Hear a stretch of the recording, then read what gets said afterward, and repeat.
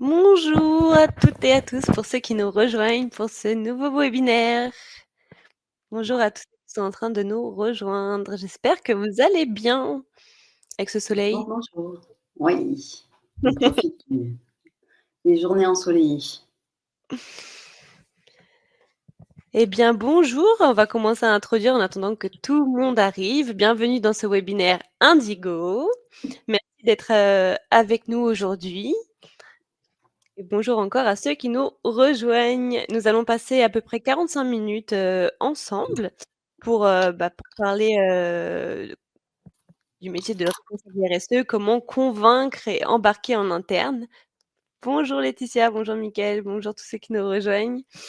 Et donc on sera en présence de Nina Kambadalis, si je le prononce bien, ex-directrice développement durable de Veolia Asie, qui est maintenant coach exécutive. Donc je laisserai te présenter juste après. Moi, je suis Émilie, responsable pédagogique d'Indigo. Et avant de commencer, je vais vous présenter quelques mots sur Indigo, qui a le plaisir de réaliser ce webinaire aujourd'hui avec Nina. Bonjour Christian, bonjour encore à tous ceux qui nous rejoignent. Donc Indigo, c'est la 3e école pour la petite histoire du campus Marea School qui est dédiée à la RSE. Nous avons également 2 autres écoles. On a Lyon qui est spécialisée en innovation et intelligence artificielle et Maestro qui est dédié au product management. Et notre philosophie, c'est de donner envie d'apprendre tout au long de sa vie. On accompagne des milliers d'apprenants dans leur reconversion professionnelle en RSE et ainsi que les experts qui souhaitent approfondir leurs compétences. On a un bootcamp RSE pour qui permet d'être rapidement actionnable en entreprise, qui couvre toutes les étapes de la construction d'une stratégie RSE. Et la prochaine promotion, c'est le 19 mai, donc pour une durée de 2 mois à peu près, avec un rythme qui peut être adapté aux personnes en poste. Ce sont des formations qui sont vraiment très orientées vers la pratique, qui sont animées par des experts terrain, au profil varié, comme vous pouvez le voir. Et nos formations sont inspirées de la méthodologie Maria Montessori, donc apprendre en faisant.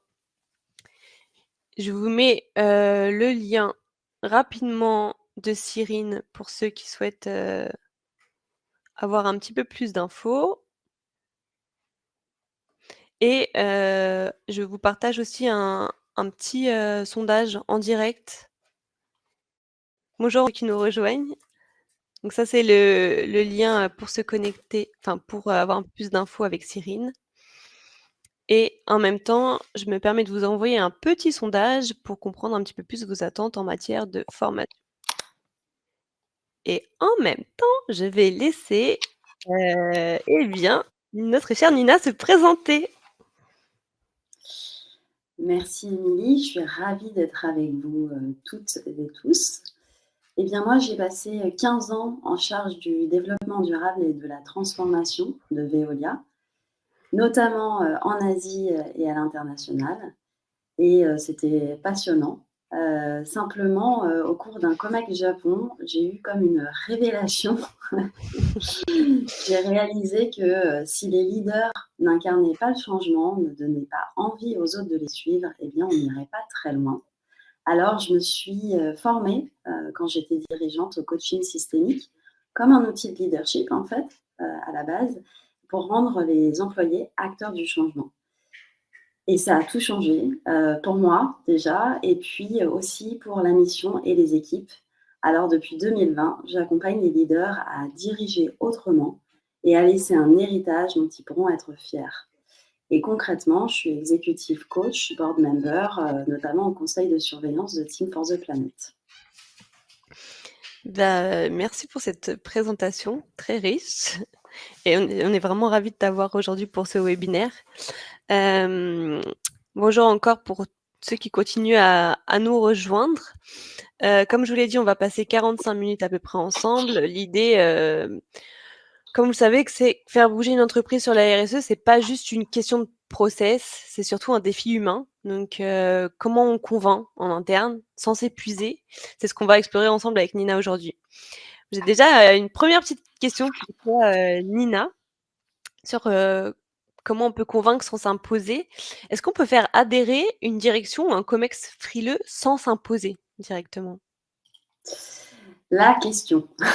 Alors, qu'est-ce que ça veut dire s'imposer? Bon, on ne va pas en tomber dans un débat philo, mais oui, je pense qu'on peut faire adhérer une direction en leur donnant envie plutôt qu'en utilisant la peur. Voilà.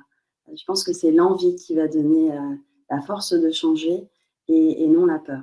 Alors, je vous donne quelques exemples peut-être d'histoires qui ont été des réussites d'engagement de COMEX. C'est l'histoire d'une personne qui a pris un poste en RSE. Elle venait d'une autre fonction à la base. Et donc, en fait, elle avait vraiment à accompagner la transformation de l'organisation dans ses business models avec un COMEX plus ou moins intéressé par ce qu'elle pouvait proposer. On va dire ça comme ça. Et en fait, on a travaillé sur 2 axes ensemble. On a travaillé sur l'axe du réservoir de légitimité intérieure, qui elle était, elle, pour leur parler à ces décisionnaires qui regardaient les chiffres tous les matins. Et puis, sur un axe plutôt de vision stratégique, qui était où est-ce qu'on peut emmener l'organisation au regard de son contexte, sa culture, ses opportunités business et ses risques. Et en fait, en travaillant sur ces 2 axes-là, en sachant très clairement sa valeur ajoutée, qu'est-ce qu'elle pouvait amener et d'où elle parlait quand elle intervenait auprès du COMEX, et de l'autre côté, en proposant une vision qui était à la fois ambitieuse et en même temps réaliste, elle a pu se faire entendre par le COMEX. Donc oui, je pense qu'on peut se faire entendre par une direction et un COMEX en essayant de les rejoindre là où ils sont et en utilisant leur vocabulaire et leur driver, si je peux dire ça comme ça. En gros, utiliser la même stratégie. Si eux, enfin, dans leur driver, ça va être plutôt, le risque, bah, enfin, argumenter plutôt en faveur du risque. Si c'est, la compétitivité, le budget et cetera, c'est vraiment utiliser le même vocabulaire pour convaincre, c'est un peu ça l'idée? Ouais, les mêmes vocabulaires et effectivement des éléments d'attention qui sont au niveau des directions. Donc effectivement, la stratégie, les finances, les risques, les transformations de business model pour plus de compétitivité. Ça ne veut pas dire de parler exactement comme il parle, parce qu'en fait, c'est l'avantage d'un acteur RSE, c'est d'apporter sa singularité, son autre regard, une vision systémique. Mais c'est de savoir relier les deux, de s'ajuster à son audience, en fait. Et ça se fait pas tout seul, j'imagine? C'est quels sont les leviers pour ça? Pour justement donc faire adhérer à une direction, mais en ayant le support des équipes? Oui, alors il y a la clé, effectivement pour gérer l'engagement des équipes en interne, hein, pour faire aussi développer tout ça. Je vais te donner aussi un exemple, comme ça on pourra en tirer des leçons. En fait, moi, quand j'étais en charge de la transformation de l'organisation et du développement durable, on avait à un moment donné co-créé ou co-défini la raison d'être au niveau mondial. Mais l'enjeu, c'était de sortir du côté coquille vide, hein, où, comme les valeurs, parfois mises d'un côté sur un placard ou dans un placard sur une étagère, et puis un peu oubliées au quotidien. Donc, en fait, l'enjeu, ça a été vraiment d'engager, de mobiliser les équipes, d'obtenir des alliés. Et ce qu'on a fait, c'est qu'on a joué à plusieurs niveaux. D'abord, on a créé une gouvernance différente, c'est-à-dire qu'on a créé une communauté. Dans mon département, j'avais des gens qui étaient à 50% sous moi, sous les enjeux de développement durable, et à 50% dans leur métier d'origine. Donc, RH, SNCFT, marketing, opération, etc. Donc déjà, on avait cette gouvernance un peu différente qui faisait qu'il y avait un engagement possible. Et ensuite, ce qu'on a fait tous ensemble, c'est qu'après avoir écouté en fait nos parties prenantes internes, externes sur les contraintes, les peurs, les appréhensions, les envies aussi liées à ce sujet, on a identifié, au regard aussi de notre ambition, etc., on a identifié 8 pilotes stratégiques, soit sur des enjeux de business model, soit sur des enjeux de gouvernance, par exemple on a repensé tous les bonus de tous les employés liés à la performance extra-financière, soit sur des enjeux opérationnels, par exemple, de réhabilitation de zones d'espace liés à la biodiversité. Enfin bon, bref, on a identifié 8 pilotes. Et à partir de là, en fait, au lieu de les mener nous, on a créé des équipes avec les patrons d'entités et de pays, des équipes multifonctionnelles qui étaient en charge de porter ça. Donc, on a redonné le pouvoir dans la main des opérationnels, des gens de business, et on en a créé comme un jeu, hein, et une sorte de concours, parce que bon, du coup, les équipes étaient entre elles à essayer de développer la solution, le pilote, qui serait le plus impactant pour le business. Et ensuite, ça a été voilà, toute une mise en musique qui a joué à plein de niveaux de l'organisation, stratégique, opérationnelle, RH et autres. Et en fait, pour moi, ça veut dire quoi? Ça veut dire que pour engager des équipes, pour motiver un comex de direction, déjà leur redonner leur pouvoir d'agir, chacun à son niveau, et puis ensuite de rendre la chose concrète, qui est reliée à leur activité au quotidien, pas simplement être dans des mots ou des concepts, en fait, hein, c'est relier le stratégique avec l'opérationnel. Ça, c'était... Et puis avoir une émulation collective, parce que du coup, le jeu, la compétition peut motiver des gens. Ça crée une cohésion en plus entre les différentes équipes, voilà, et même au sein de l'équipe. Exactement. Ok, c'est un bon challenge, je pense, pour embarquer, de le faire sous forme de jeu comme ça. Et au final, la RSE, c'est pas quelque chose qui doit être porté que par un seul service. Donc, c'est bien de le diffuser comme ça pour après, finalement, les responsables RSE sont là pour apporter la transition, pour apporter justement leurs conseils. Mais après, l'idée, c'est de pouvoir se retirer petit à petit pour que ça soit infusé à tous les niveaux de la société.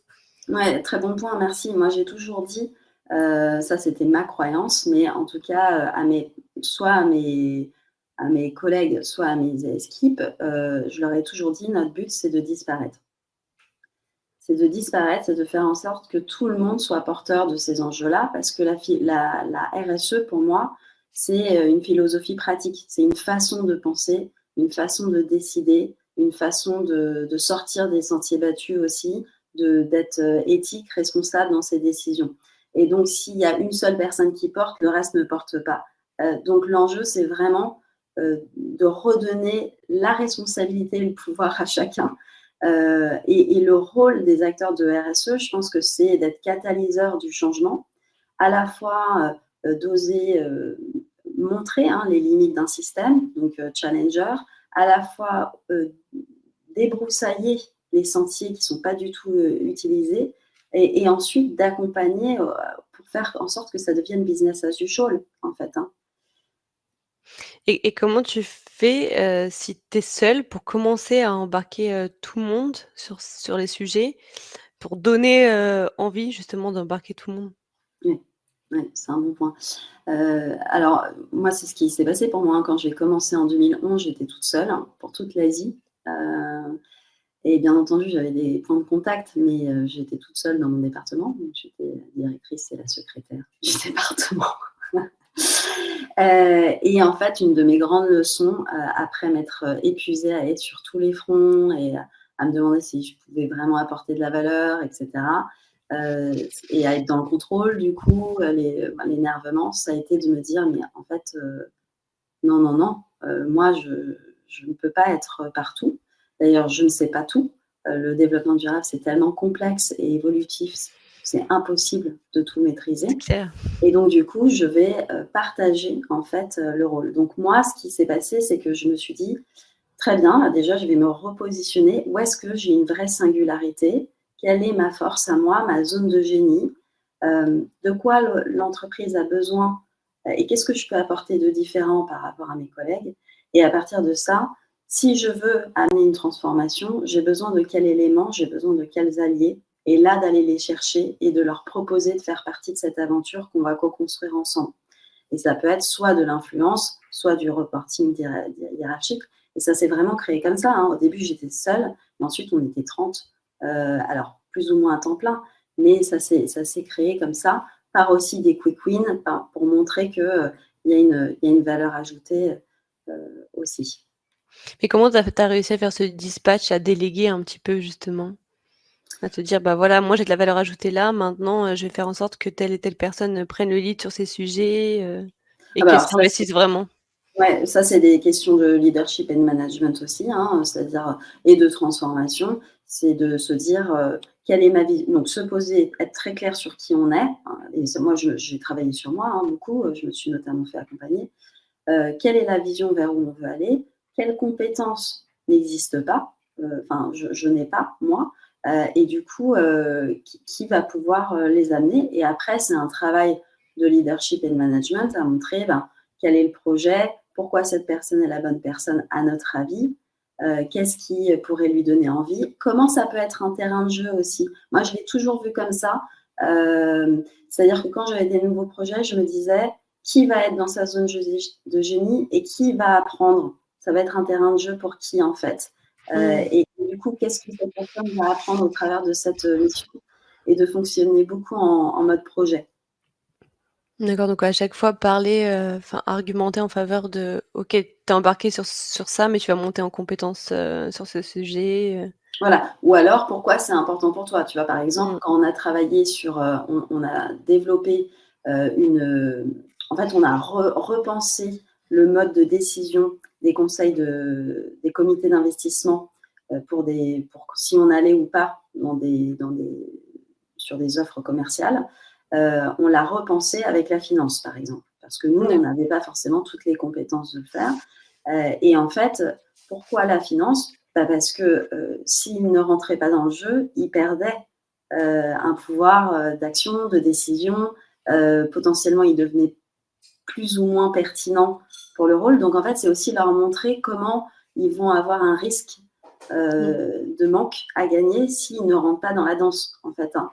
Comme pour la CSRD, ben, aujourd'hui, tu peux jouer sur des risques réglementaires, des risques réputationnels. Enfin, voilà, on en revient à ça, De hein. compétitivité, ouais. Exactement. Et face à comment tu peux faire face à une objection ou face à au, on va dire, ce qu'on entend à chaque fois: «C'est pas prioritaire pour la boîte», Ouais. Oui, alors ça me fait penser à 2 choses. La 1re chose, c'est, j'ai accompagné une leader, hein, qui avait un cas business très sensible où, en fait, elle remettait en question, le partenariat avec un client qui ramenait de l'argent. Donc ça, c'était quand même assez compliqué pour elle de se faire entendre au niveau de la direction. Et en fait, ce qu'on a fait, c'est qu'on a travaillé à 2 niveaux. On a fait vraiment une cartographie d'alliés et on a identifié les sponsors, donc ceux qui étaient motivés, les personnes qui étaient les détracteurs, les personnes déchirées. Il y avait un côté oui, mais il y avait un côté non, et puis ceux qui allaient être le ventre mou. Et à chaque fois, on a identifié pour chaque personne clé, quel est le driver de cette personne, à la fois personnel, émotionnel, business, stratégique, et comment lui parler. Est-ce que c'est du rationnel? Est-ce que c'est travailler sur les images? Est-ce que c'est voilà. Donc il y a eu vraiment un travail de préparation pour comprendre déjà sur qui s'appuyer, parce que comme ça, il y a des relais qui vont faire passer le message au-delà de nous, mais aussi comprendre comment prendre telle ou telle personne et comment l'aborder. Et en fait, elle a réussi, grâce à ça, à se faire entendre. Et même, elle est sortie de la réunion et le DG lui a dit: «Mais merci, c'était passionnant». Et en fait, ça lui a Waouh! permis, voilà, de prendre du recul et de sortir de son train-train aussi et de réfléchir. Mais parce que ça avait été amené de la bonne manière. Et le deuxième axe, c'était aussi la forme de présentation où elle, vie en tête, elle se disait: «Il faut sortir de la relation». Donc elle avait fait A plus B plus C plus D, et cetera, de pourquoi sortir. Et en fait, on s'est dit: «Bon, un DG, généralement, il a besoin de sentir que c'est lui qui a le pouvoir de décision, et il va aller chercher la petite bête derrière une proposition». C'est normal, hein, ça fait partie de son rôle. Donc ce qu'on a fait, c'est qu'on a identifié 3 options. On a essayé d'identifier les pour et contre de chaque côté en parlant leur vocabulaire. Et ensuite, elle a fait sa préconisation pour telle et telle raison et c'est beaucoup mieux passé. Donc ça, il y a vraiment ce travail de fond et de forme. Et quand on vous dit c'est pas prioritaire, en fait, tout simplement, c'est un signe de résistance. Ça ne veut pas forcément dire que c'est vraiment pas prioritaire par rapport à quoi, mais en tout cas, c'est pas prioritaire par rapport à eux.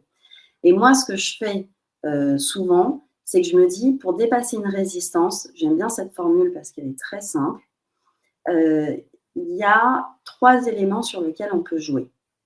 La vision du résultat escompté. Donc, est-ce qu'elle est assez claire, cette vision? À quoi on va arriver si on change? Est-ce que c'est assez motivant? La deuxième chose, c'est le niveau de frustration qu'on a dans l'état existant si on ne change pas. Donc, comment faire monter la pression pour dire si on ne change pas, voilà ce qui va se passer, en quoi votre quotidien ou votre performance va être touchée. Et puis le troisième élément sur lequel jouer, c'est ce qu'on appelle les premiers pas. C'est comment concrètement y aller. Parce que souvent, on présente un changement qui est monumental par rapport aux objectifs et aux enjeux. On a besoin de réduire nos émissions de manière énorme. Et donc, du coup, on peut se dire, OK, par où on commence, c'est impossible, etc. Donc, c'est de montrer les premiers pas, même s'ils sont frustrants pour nous en tant qu'acteurs RSE, mais de montrer les premiers pas qui vont faire se dire aux gens, c'est pas si compliqué que ça. Et next, et next, et next. C'est un peu une ébauche de solution que tu apporterais, c'est ça? Tu proposes quelque chose? Oui, c'est de se dire quelle est la première action qu'on peut mettre en place. Par exemple, pour réduire les émissions, première action, on va faire un diagnostic de où sont nos émissions. Voilà. Et puis par l'approche des petits pas, ça peut peut-être faire moins peur en se disant il n'y a pas des Exactement. gros travaux à faire, entre guillemets, un gros chantier. Voilà. Donc moi, finalement, quand on me dit c'est pas prioritaire, je me dis qu'est-ce qui est prioritaire pour cette personne et comment connecter à ça. Et quel est l'élément dans ces trois ingrédients, vision, niveau de désir ou dissatisfaction, comme on dit en anglais, ou les premiers pas, qui n'est pas assez clair pour dépasser la résistance. Et après, tu vois, dans le cadre de ce que tu disais avec la cliente, là, c'était quand même quelque chose de... Pour moi, c'était une transformation, mais c'était pas une transformation positive. Donc, c'est-à-dire qu'on recule sur quelque chose. Donc là, on laisse un client dans ce cas-là. Mais c'est quoi la solution, du coup? Le plan A, le plan B, le plan C, pour continuer à générer du chiffre d'affaires? Parce que si tu viens sans solution, c'est compliqué de convaincre aussi. Exactement. Mais parfois, et c'est ce que disait Emery Jacquia, et j'aimais bien ça, parfois, renoncer, c'est s'aligner, et c'est aussi se permettre d'avoir une autre réussite à un autre moment donné. Et c'est ce qu'il a fait, en fait. Il a blacklisté, ça a été un des premiers à boycotter le Black Friday en 2017. On peut dire que l'engagement des directions et des actionnaires n'était pas au top du top. Mais finalement, ça lui a fait quoi? Sa singularité, il s'est démarqué, sa marque s'est repositionnée, il a attiré d'autres clients. Et aujourd'hui, la Camif a de très bons résultats. Enfin, en tout cas, ça a réaugmenté par rapport à la perte. Donc, c'est aussi permettre aux décideurs de, bien entendu, prendre le court terme en compte, mais aussi le long terme dans leurs décisions. Très clair. Et alors, pendant qu'on a préparé ce webinaire, tu m'as parlé de leadership d'envie. Est-ce que tu peux préciser ce que c'est? Oui. Alors moi, j'aime bien cette notion qui m'est venue en fait dans une discussion, pour tout vous dire, je ne le raconte pas normalement, mais voilà, c'est l'élan. En discutant avec Fabrice Bonifay, on discutait sur les enjeux des directeurs développement durable. Il y a cette phrase qui est sortie de toute seule où je lui ai dit « L'enjeu, c'est de passer de lanceur d'alerte à leader d'envie. » Parce que, en fait, beaucoup, pour ne pas dire la plupart des acteurs du changement sont, notamment aujourd'hui, épuisés, en fait, parce qu'ils portent une responsabilité déjà mentale, une conscience et une éco-anxiété, et beaucoup de missions diverses et variées, et à essayer de motiver tout le monde pour aller dans la bonne direction. Et donc, ce sont des gens qui sont soit dans un syndrome d'imposteur, soit proches du burn-out, soit dans l'angoisse que rien ne change, soit à se demander s'ils sont alliés du business ou s'ils aident vraiment à transformer de l'intérieur. Enfin, il y a plein de questions qui se posent. Le problème de ça, c'est que si on reste dans cette dynamique finalement de sacrifice, j'ai envie de dire, on incarne un modèle qui ne donne pas envie. Et ça, c'est un problème. Parce que finalement, et c'est ce que je disais, on ne transforme pas, on va donner envie de transformer. Et donc, un leader d'envie, c'est quelqu'un qui est capable de diriger autrement. C'est quelqu'un qui est capable d'avoir une influence déjà sur une organisation et de décision ou d'influence. Et c'est quelqu'un qui, pour moi, il y a 4 grands niveaux. C'est quelqu'un qui d'abord est capable de se projeter vers une vision ambitieuse pour son organisation, pour l'humanité, pour la nature, et qui va être capable d'avoir une vision désirable de ce changement. Ensuite, c'est quelqu'un qui va être capable de donner envie aux autres de rejoindre son mouvement. Donc, c'est vraiment une question de leadership. C'est pour ça que je garde l'idée de leader. Alors, comment elle va donner envie? Par cette vision, mais aussi parce qu'elle va incarner en fait l'énergie qu'elle va partager en faisant et en disant les choses. Et puis en ouvrant aussi une place à une co-construction. Les gens aiment construire en fait quelque chose. La troisième caractéristique d'un leader d'envie, pour moi, c'est quelqu'un qui va trouver les bons leviers d'action. Donc, plutôt que de se prendre des murs, c'est quelqu'un qui va être stratégique, qui va se dire quelle est la vague à prendre là, comment je peux la prendre pour surfer dessus, avec qui je fais ce travail. Donc, vraiment une vision stratégique. Et puis, le dernier ingrédient qui est peut-être le plus important, hein, qui est que c'est quelqu'un qui est connecté à lui-même ou à elle-même, j'ai envie de dire à la vie en elle, voilà, qui se reconnecte à la joie d'abord. Pour moi, ça a été un vrai acte de résistance et de libération de me dire mais j'ai le droit d'être en joie, j'ai le droit de me faire du bien, parce que c'est en faisant du bien que je vais pouvoir prendre soin des autres et de la planète.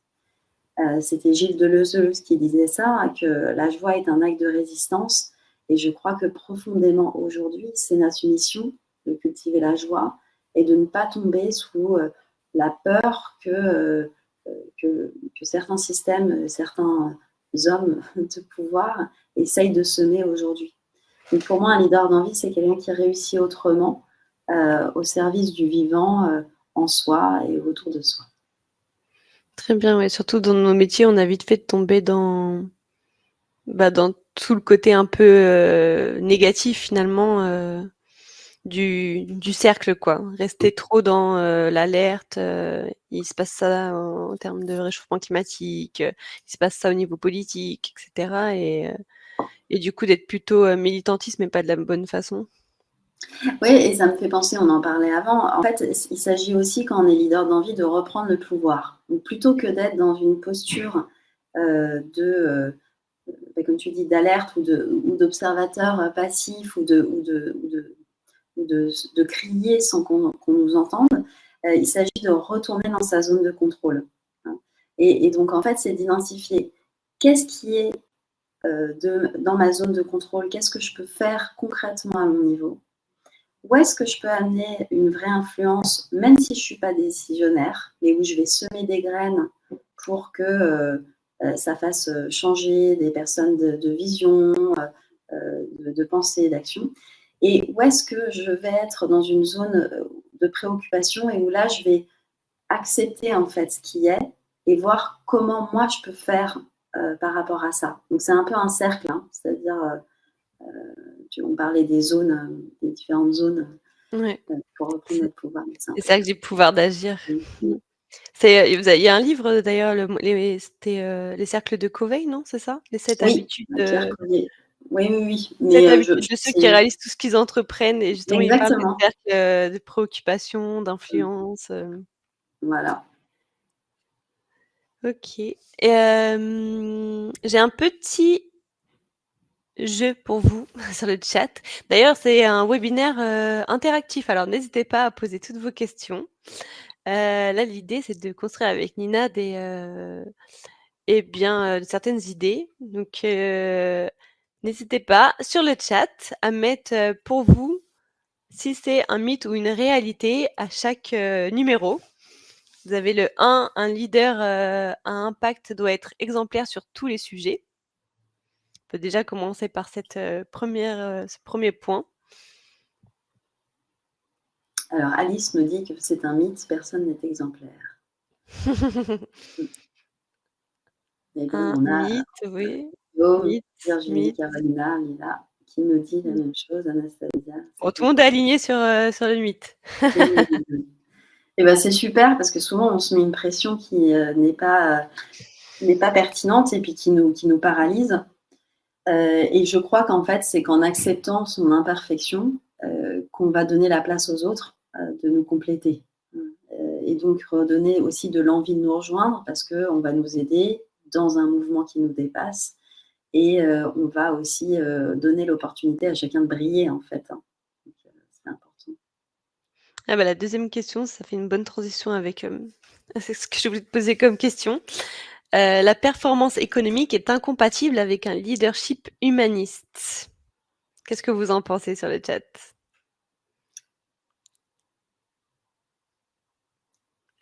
Ça réfléchit. Alors, on Ça a va des pour mythes. l'instant, Ouais. Mythes. si on ne va pas dans le Mythes si on ne va pas libéralisme. dans le libéralisme. Un peu des deux, malheureusement. Mythe, j'espère.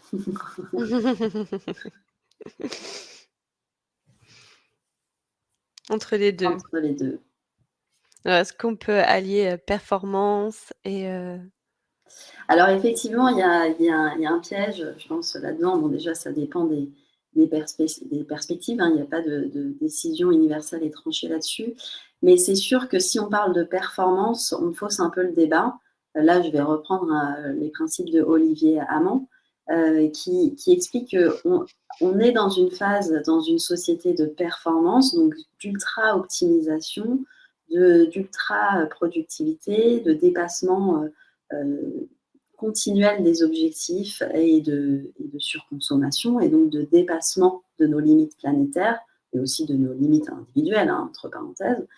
Et donc, on ne peut pas continuer, c'est impossible de continuer à ce rythme-là, tout simplement parce que la planète comme nous avons des limites à respecter. Et donc, c'est ce qui l'amène, hein, c'est que plutôt qu'une question de performance, l'enjeu, c'est d'être dans une dynamique de robustesse face au changement, face à l'adversité, et d'être dans cette dynamique d'agilité et d'interconnexion. Euh, et c'était chouette parce que ce qu'il disait récemment, c'était que plutôt que d'être dans le je veux, la question c'est plutôt d'être dans l'envie. Voilà. Hein. Et donc de voir qu'est-ce qui est possible et qu'est-ce qui est écologique en fait à faire dans la vie. Donc performance économique, oui, potentiellement incompatible à un certain niveau avec, avec une durabilité. Maintenant, si on parle de leadership humaniste, je crois qu'on peut être, ça c'est aussi ma vision et mon expérience, hein, quand j'accompagne des dirigeants, je vois qu'il y a quand même cette envie, cet élan et parfois cette capacité à allier excellence dans l'action, dans les décisions, dans, dans des projets économiques et business et leadership humaniste. Et je crois qu'aujourd'hui, c'est d'ailleurs l'art de concilier ces deux éléments qui va nous permettre de réussir.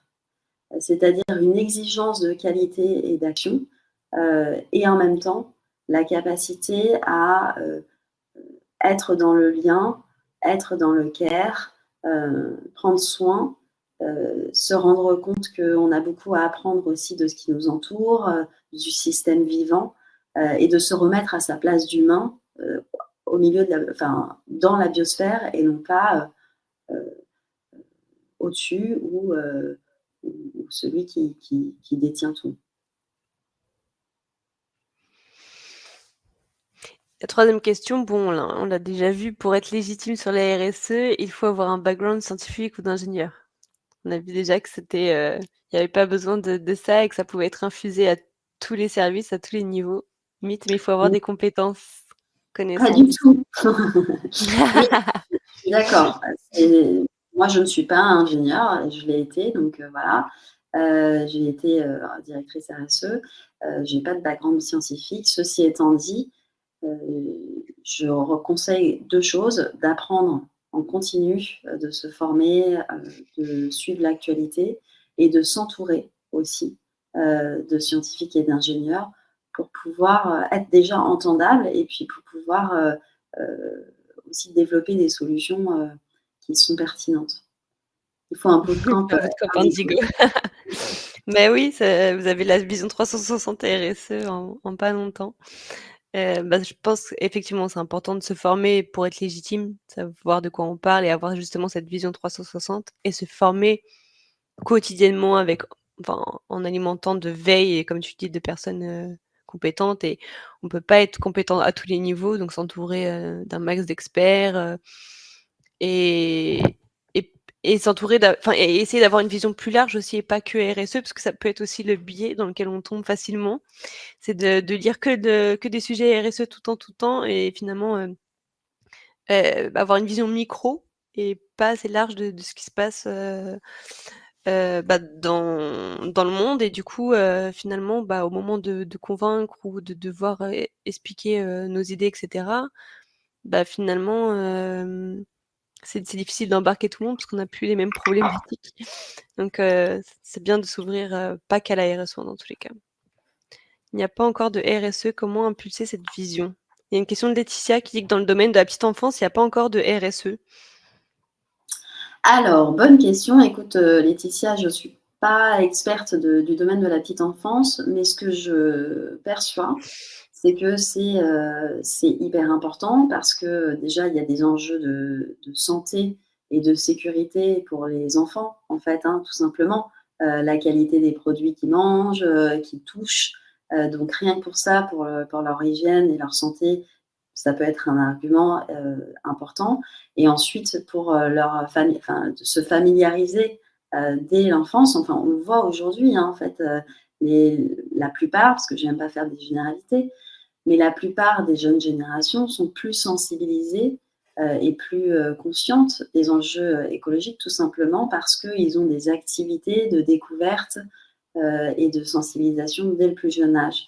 Donc, en fait, ça commence dès le début, finalement, cette expérimentation-là. Et puis, en plus, j'ai envie de dire, c'est encore mieux pour l'expérience de l'enfant, puisque on sait bien que un enfant adore s'émerveiller de tout, des plantes, des animaux, etc. Donc, c'est, je te souhaite de faire un vrai projet pour ce secteur, Laetitia. Mais Et oui, et en puis, plus, comme tout à l'heure, on parlait justement des cercles de pouvoir d'action. Si par exemple tu travailles dans une crèche ou autre, n'hésite pas toi à ton niveau à faire des propositions. Et puis si ça fonctionne bien, peut-être que d'autres te copieront et cetera et ça prendra de plus en plus d'ampleur. voilà, et effectivement, je suis d'accord avec Virginie, hein, du côté, enfin, la RSE, elle est partout. Il suffit de voir quel est l'angle, parce qu'en fait, la RSE, ça regroupe tellement d'enjeux environnementaux, sociaux, de gouvernance, qu'il faut savoir par quel fil tirer pour monter son projet de manière pertinente. Puis pour ça, il y a plein de grilles de lecture, Bicorp et j'en passe.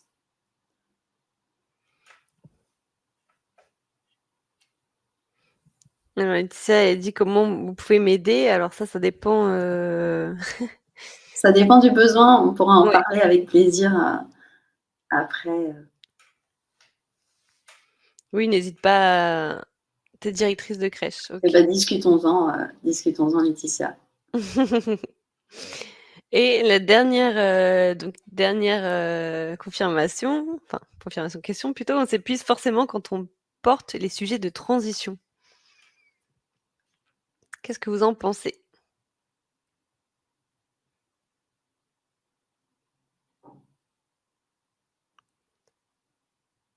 Il y a un mythe.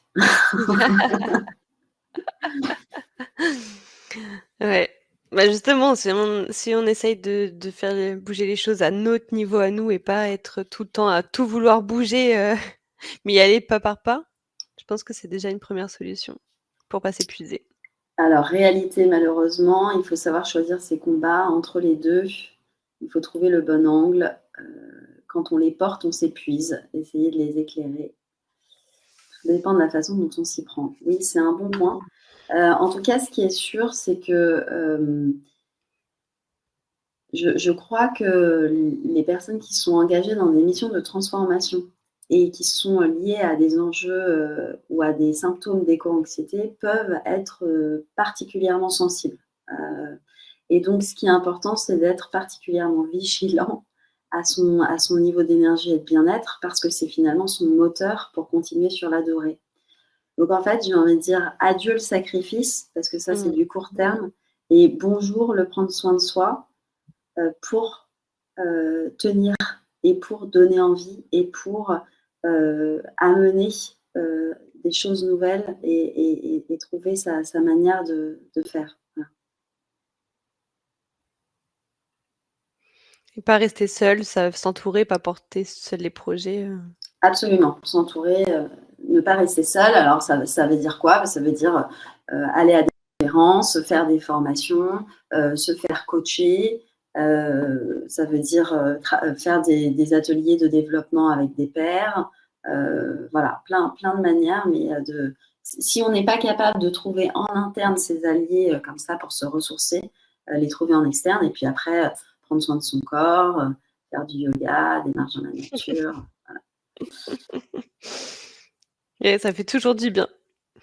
Et après, quand on parlait de leader, il y a aussi quelque chose qui peut faire en sorte qu'on comprenne mieux les choses, c'est-à-dire, tout ce qui est marqueur de réussite maintenant, c'est peut-être plus les mêmes qu'il y a 20 ans. Il y a peut-être ça à en prendre en compte aussi quand on est leader. C'est quoi, les facteurs de réussite d'un leader en 2025? Oui, c'est un bon point. Je crois qu'on est. J'ai eu la chance de participer à l'ouvrage collectif que je vous recommande d'ailleurs, les 101 mots de la RSE, où chacun marquait un mot lié à la RSE, mais pas dans le sens RSE traditionnel, mais dans le sens RSE transformationnel. Et moi, le mot que j'avais choisi, c'était réussir. Et je crois qu'aujourd'hui, on peut réussir, mais juste réussir autrement. Ça veut dire pas simplement réussir économiquement en fonction de son PNL, pas simplement réussir en fonction de son statut, d'être au top exécutif ou alors hyper connu ou alors je sais pas. Mais je crois que profondément, ce qui est possible. Donc, je crois qu'à chacun sa réussite, hein, et ça, faut creuser pour savoir ce que c'est. Mais que ça prend sa part dans ses valeurs et quel impact on veut avoir dans le monde.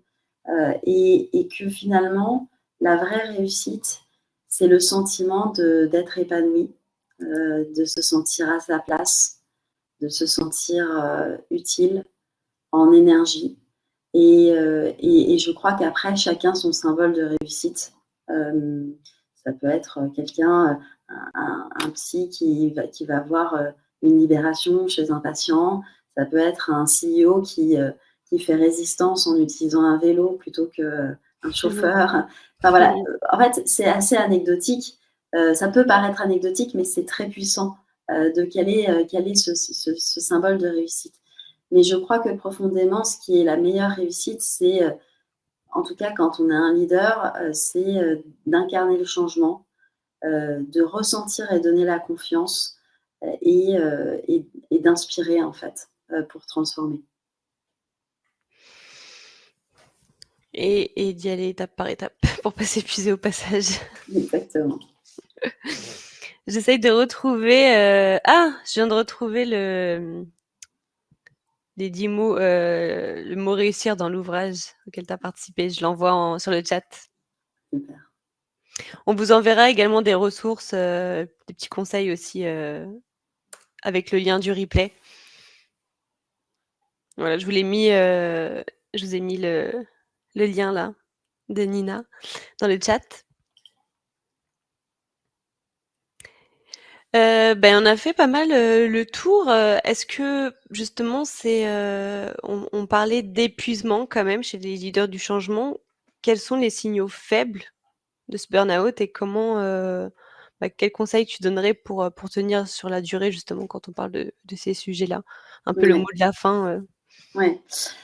Alors, encore une fois, à chacun ses signaux parce que, voilà, chacun va réagir différemment au stress. Mais en tout cas, moi, ce que je vois et ce que j'ai perçu et vécu, c'est, une hypersensibilité. On est à fleur de peau, on va tout de suite monter au créneau, des difficultés à dormir, un rapport plus ou moins sain avec l'alimentation, beaucoup à ressasser, voilà. Et puis un sentiment de stress permanent où on n'arrive plus du tout à être concentré. Voilà, ça c'est assez lié aussi aux symptômes du burn-out, hein, donc voilà. Mais ça, c'est des signaux hyper importants et ça se retrouve souvent dans le corps. Donc en fait, les premiers signaux à regarder, c'est dans le corps. Est-ce qu'on se sent bien? Est-ce qu'on est tendu? Est-ce qu'on a mal quelque part? Euh, et c'est des signaux à prendre en compte parce qu'ils nous donnent vraiment des messages très importants. Et à partir de là, c'est de tout de suite, plutôt que de se dire non, mais je suis trop faible ou non, mais on verra plus tard, etc. C'est vraiment de se dire quel est le message? Quel est le message là pour moi? Et donc de prendre soin de soi pour pouvoir réinverser la tendance. Je vous donne un exemple concret. Moi, je suis arrivée, j'avais à la fois la mission de transformation de l'organisation au Japon sur la culture, etc. Et à la fois la mission de développement durable avec une équipe en décembre, je pense que c'était 2017-2018. Je dormais très peu. J'étais sur tous les fronts. Je travaillais comme pas possible. Et en fait, je me sentais triste, enfin vraiment très triste, quoi. Il y avait des jours où avant d'aller au bureau, je pleurais, enfin voilà. Et je savais même pas pourquoi je pleurais. Et en fait, j'ai décidé, heureusement, j'ai pris des vacances. C'est arrivé à un moment donné où j'ai pu prendre des vacances. J'ai fait stop, j'ai tout coupé. J'ai dit à tout le monde que je coupais. Je n'ai pas regardé mes messages, j'ai rien fait. Et ensuite, eh ben, j'ai réinstauré des bulles. En fait, moi, c'est vraiment une recommandation que je peux avoir, c'est des bulles de respiration, des bulles pour se réénergiser. Et pour moi, ça a été le matin, aussi simple et anecdotique semble-t-il, mais je prenais 10 minutes pour moi le matin, au tout début. Ça s'est transformé en 2 heures. Mais au début, c'était 10 minutes pour faire quelque chose qui me mettait en joie. Ça pouvait être lire 10 minutes, et en fait, on lit pas mal en 10 minutes. Hein. Mmh. Ça peut être du yoga, ça pouvait être aller me balader dans le petit parc près de Tokyo, enfin, à Tokyo, que j'avais en face chez moi. Mais c'était 10 minutes qui me faisaient du bien. Et puis, pareil, à midi ou dans la journée, je me faisais des rappels pour me dire comment je me sens. Mais ça prenait une fraction de seconde. Hein. C'est comment je me sens, je ne sais pas. Ou comment je me sens fatiguée, mais aussi contente de ça. Voilà, en fait, c'était vraiment des bulles de respiration. Et au fur et à mesure, ces bulles de respiration sont devenues automatiques et ont pris de plus en plus de place, ce qui m'a permis d'être de plus en plus alignée et percutante dans ce que je disais, en fait, et dans les décisions que j'avais. Waouh, c'est des bons, conseils à mettre en place, je trouve et qui sont faciles à mettre en place et rapidement. Ouais, et puis du journaling aussi, c'est pour ceux qui aiment bien écrire, d'écrire tout ce qui, voilà, d'écrire tout ce qui leur vient à l'esprit le matin ou le soir avant de s'endormir, parce que ça permet de mettre à distance et ça apaise énormément. Puis ça permet aussi de voir quand on relit, en fait, ce qui nous saute aux yeux, ce qu'on n'avait pas entendu, et puis bien entendu d'être en connexion avec des gens qui nous font du bien, parce que en fait, parfois, moi j'ai carrément fait une liste à l'époque des gens qui me mettaient en énergie, des gens qui me mettaient pas en énergie, et comment je pouvais essayer de voir ces gens-là qui me mettaient en énergie pour m'apporter du bien-être. Et effectivement, je me suis inspirée, merci Marine, du Miracle Morning, ça m'a bien aidée. Alors après, attention à ne pas tomber dans une performance aussi, Ouais. et Mmh. de s'enfermer dans une routine qui nous épuise plus qu'autre chose. Puis on a chacun nos obligations familiales et autres qui rendent les choses plus ou moins simples. Mais j'aime bien l'idée de commencer petit, en fait.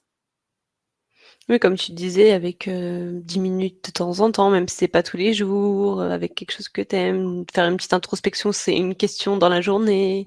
C'est déjà des petits pas que tout le monde peut adapter en fonction de son besoin et de son quotidien. Donc c'est assez facile à mettre en place. Et justement, vous, comment vous vous sentez aujourd'hui dans le chat? Est-ce que vous vous sentez inspiré, parfois seul? Débordé, mais quand même déterminé, frustré par le manque d'écoute interne, reconnecté à ce qui fait sens. Partagez-nous un peu votre météo dans le chat. Alors, C'est on a pour un toi? C, frustré par le manque d'écoute interne. Ouais, Gaëtan. ABCD. ABCD.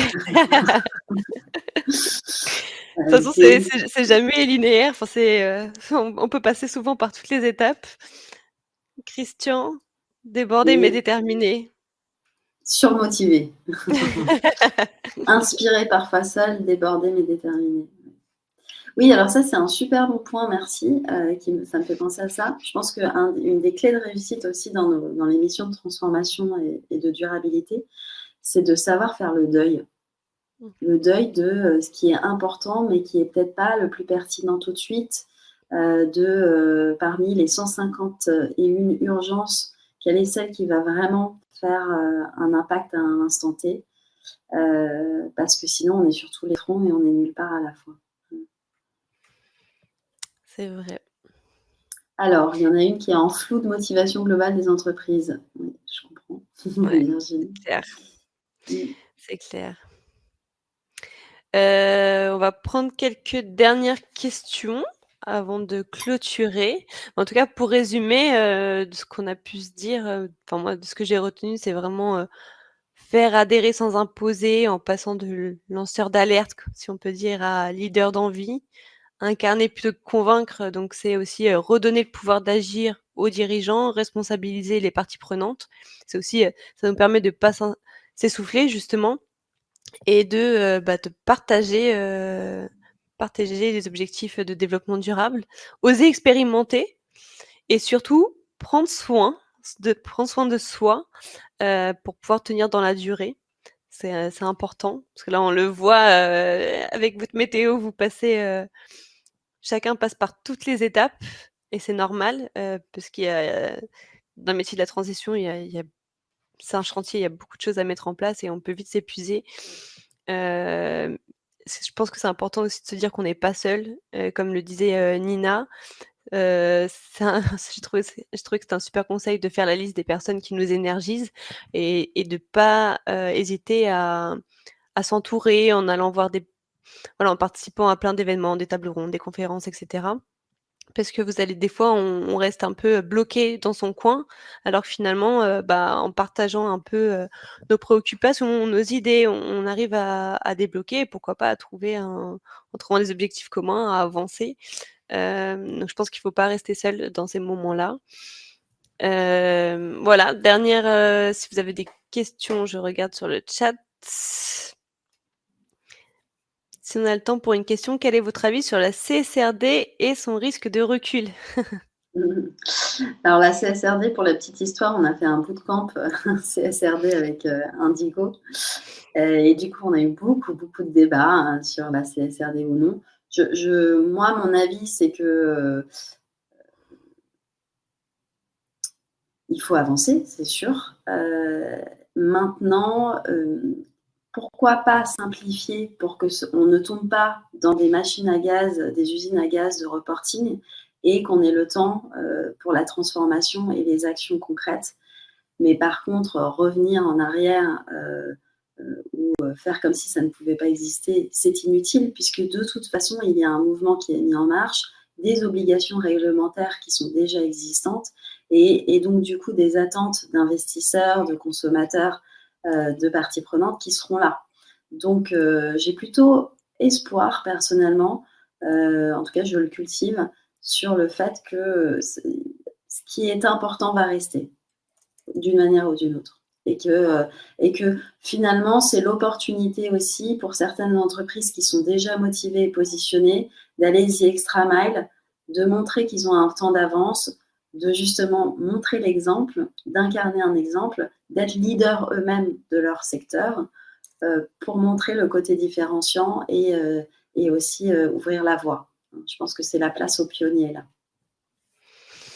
Complètement d'accord. Puis là, on le voit, hein, en termes de marché, effectivement, il y a eu une pause, mais comme tu dis, il y en a qui profitent pour, avoir une longueur d'avance, qui commencent à faire des rapports, avec la VSME et cetera. Donc malgré tout, je pense qu'on va quand même dans le bon sens. C'est juste une pause pour certains et ça a permis de simplifier, un peu, ce qui était mis en place et ça permettra justement de finalement, le fait que ce soit un petit peu plus simplifié, peut-être finalement de réussir à, vu que les informations, elles sont en commun, bah, pouvoir faire des comparaisons facilement entre les entreprises. Je pense que il faut pas avoir tout, en tout cas de façon négative sur ce sujet-là. Je vous redonne le lien, pour plus d'informations sur notre bootcamp, RSE. N'hésitez pas à suivre Nina sur les réseaux, à continuer à nous suivre. On fait pas mal d'événements, on a pas mal de webinaires aussi. Merci à vous. Merci à Nina. Merci Merci vraiment pour ce Émilie, témoignage merci à inspirant. vous.